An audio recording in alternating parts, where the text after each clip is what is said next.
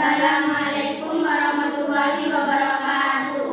Kami dari kelas 8E kelompok 4 terdiri dari Munawwaroh, Janeta Latifah, Diana Rika, Nala Agustina, Kurnia Lestari, Nisara akan mempresentasikan tugas IPS dengan judul Sumber Daya Alam Kemaritiman.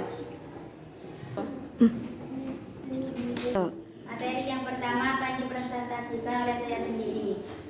Potensi SDA yang pertama, perikanan. Selain ikan yang tersedia di lautan, penduduk Indonesia juga melakukan budidaya ikan terutama di daerah pesisir. Di Pantai Utara Pulau Jawa, banyak masyarakat mengembangkan usaha budidaya ikan dengan tambak. Jenis ikan yang dikembangkan di tambak adalah ikan bandeng dan udang. Kekayaan alam Indonesia berupa ikan banyak diambil nelayan dari negara lain, berupa praktik pencurian ikan atau illegal fishing. Ada beberapa wilayah perairan Indonesia yang paling rawan dengan praktik pencurian ikan, yaitu Laut Arab Biru, Papua di perairan Indonesia Timur.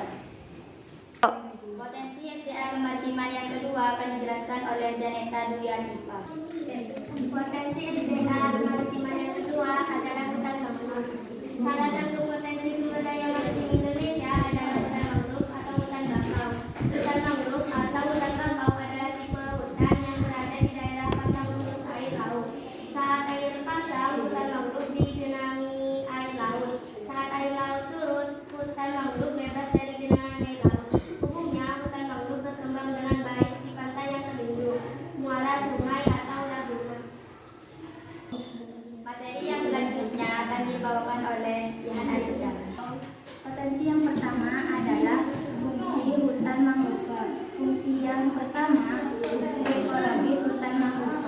Sebagai habitat tempat hidup, binatang laut untuk berlindung, mencari makan dan berkembang biak. Hutan mangrove juga dapat menstabilkan garis pantai, mengurangi erosi dari gelombang badai, borus, gelombang, dan pasang surut.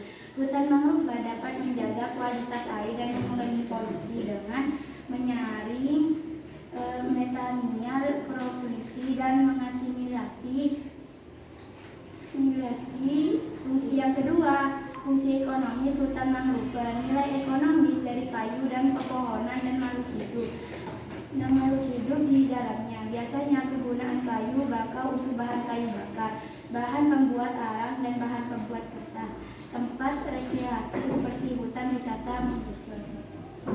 Materi yang selanjutnya akan dipresentasikan oleh Zela Agustina. Potensi SDA kemaritiman yang pertama yaitu terumbu karang. Terumbu karang adalah terumbu batuan sedimen kapur di laut yang terbentuk dari karang yang sebagian besar dihasilkan dari koral, bintang yang menghasilkan kapur untuk kerangka tubuhnya. Indonesia merupakan negara yang memiliki terumbu karang terluas di dunia. Luas terumbu karang Indonesia mencapai 284.300 km persegi atau setara dengan 18% dari terumbu karang yang ada di seluruh dunia.